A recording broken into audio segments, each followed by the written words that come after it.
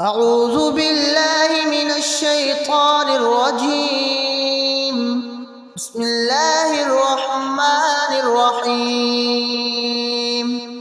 يسألونك عن الشهر الحرام قتال فيه، قل قتال فيه كبير وصد عن سبيل الله وكفر به والمسجد الحرام وإخراج أهله منه أكبر عند الله والفتنة أكبر من القتل ولا يزالون يقاتلونكم حتى يردوكم عن دينكم إن استطاعوا ومن يرتد منكم عن دينه فيمت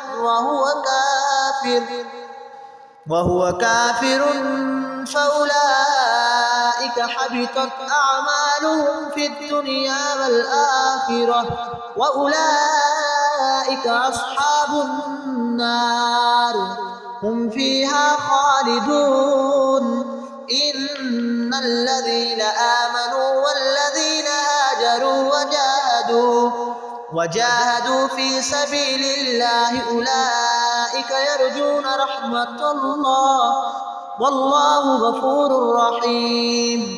يسألونك عن الخمر والميسر قل فيهما إثم كبير ومنافع للناس وإثمهما أكبر من نفعهما ويسألونك ماذا ينفقون قل العفو كذلك يبين الله لكم الآيات لعلكم تتفكرون في الدنيا والآخرة. ويسألونك عن اليتامى قل إصلاح لهم خير وإن تخالطوهم فإخوانكم والله يعلم المفسد من المصلح ولو شاء الله لأعنتكم إن الله عزيز حكيم.